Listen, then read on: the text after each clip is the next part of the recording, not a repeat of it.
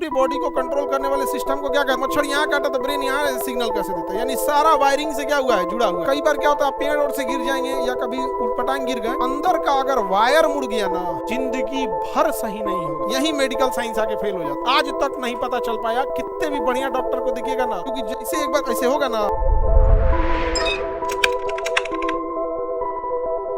Brain किसका हिस्सा है? नर्वस सिस्टम का क्या है? हिस्सा है। नर्वस सिस्टम क्या है? पूरी बॉडी को कंट्रोल करने वाले सिस्टम को क्या कहते हैं? नर्वस। जैसे इंस्पेक्टर जो होता है वो पुलिस डिपार्टमेंट का एक हिस्सा है। इंस्पेक्टर क्या होता है? पुलिस डिपार्टमेंट का एक हिस्सा है।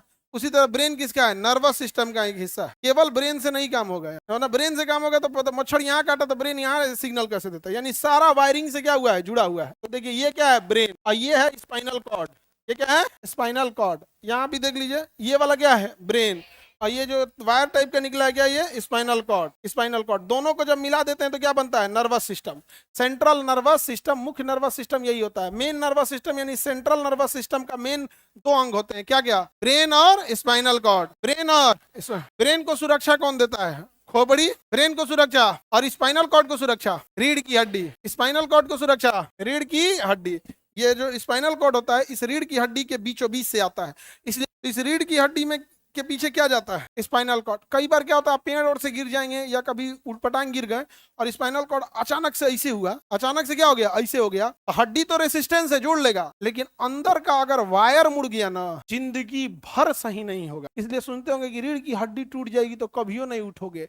ये बात सही नहीं है, क्योंकि रीढ़ की हड्डी टूटने से समस्या नहीं है, वो स्क्रू लगा के ठीक कर देगा। उसके अंदर का स्पाइनल कॉर्ड अगर रप्चर हो गया तो वो सही नहीं हो सकता। यही मेडिकल साइंस आके फेल हो जाता है। आज तक नहीं पता चल पाया, कितने भी बढ़िया डॉक्टर को देखिएगा ना, वहां पे वो कहता है कि 1-8% लोग वापस आ जाते, क्योंकि जैसे एक बार ऐसे होगा ना, हल्का सा जोर पड़ गया और रीढ़ की हड्डी बैंड हुई तो उसके अंदर लिक्विड होता है जो रोकता है, लेकिन अगर थोड़ा सा बैंड हो गया, हल्का सा उसमें निशान भी आ गया ना, जैसे कोई तार और को लीजिएगा ना, ज्यादा मोड़ दीजिएगा, हल्का वाइट निशान आ जाता है उसे रप्चर कहते हैं। क्या कहेंगे? उतना भी आ गया तो गया काम, पैरालाइज, नीचे का हिस्सा फिर काम नहीं करेगा, जिंदगी भर नहीं उठ पाएगा। तो क्या रीढ़ की हड्डी से प्रॉब्लम था या स्पाइनल कॉर्ड? क्योंकि इसी स्पाइनल कॉर्ड से कई सारी नसें निकली होती हैं। क्या होती है? कई सारी नसें, और वही मेन सिग्नल ले जाती है किसको? ब्रेन, पैर को, सबको ले जाती है। और एक क्या हो गया आपका? स्पाइनस। कौन सा? स्पाइनल। इसलिए कभी भी कूद फान कीजिएगा, अगर स्पाइनल कॉर्ड फ्लेक्सिबल अगर रप्चर हुआ, दुनिया कोई नहीं ला सकता। यहाँ मेडिकल साइंस थोड़ा सा मतलब अजीब, असहाय महसूस करती है। वो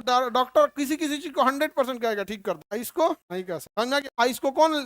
और रीढ़ की हड्डी। कई बार क्या होता है ना, पढ़ाई करते करते आप ऐसे झुक के पढ़ाई करते, लंबे धीरे धीरे गर्दन की हड्डियां क्या हो जाती है? झुकने लग। जैसे गर्दन की हड्डियां बैंड होगी, जाके स्पाइनल कॉर्डवा को दबाएगा। इसको दबाने लगे ऐसा है। किसी को देखिएगा ना, इसकी वजह से ना पूरे गर्दन से लेके सर और में हर जगह दर्द रहने लगा, भयानक, पूरा देही दुखाने। और कई बार क्या होता है ना, सर्वाइकल में 7 हड्डियां हैं, C1 C2 C3 C4 C7, total कितना है? C। अगर उसमें कोनो एक अंदर की ओर गया, अंदर की ओर तनको गया, तो किसको असर करेगा? स्पाइनल। तो बताइए पूरा दिक्कत करेगा कि नहीं करेगा? कई बार माइग्रेन हो जाता है, बड़ी भयानक बीमारी हो जाती है। जैसे बैच छूट रहा है, उसी में कोई थोड़ी सा पैर लगा दे, 2-4 को पक्का गिरेगा सब। तो स्पाइनल कॉर्ड समझ में आ रहा है? ये दोनों को मिला के क्या बनता है? Nervous system. Main nervous system यही है।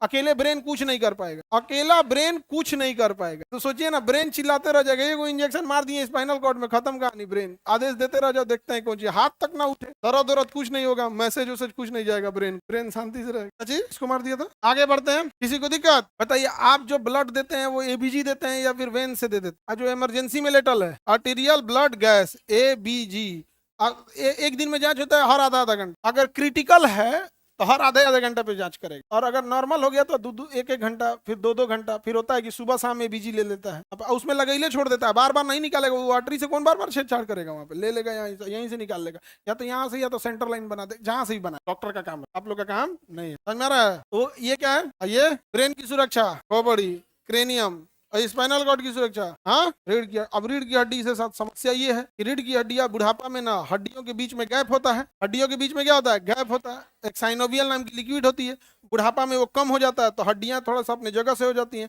तो उसे डिस्क बल्ज कहते हैं। क्या कहेंगे? Disc bulge. डिस्क बल अगर ठीक है तब तो कोई दिक्कत नहीं। अगर डिस्क बल गड़बड़ हो गई, स्पाइनल कॉर्ड को दाब दिया, तो कभी मार देता है लकवा, कभी मार देगा फालिज, कभी करेगा दहिया काम नहीं कर रहा है, कभी पोस्चर गड़बड़ा जाएगा, तो कभी बुढ़ापा में झुक के चलेगा आदमी। अभी हम लोग मतलब 4-5 साल तक तो ठीक ही रहेंगे, 4-5 साल बाद बुढ़ापा आएगा। आगे बढ़ते हैं। ये कौन है? फाइब्रोसिस हो गया है तो डॉक्टर से चेक कराइए। फाइब्रोसिस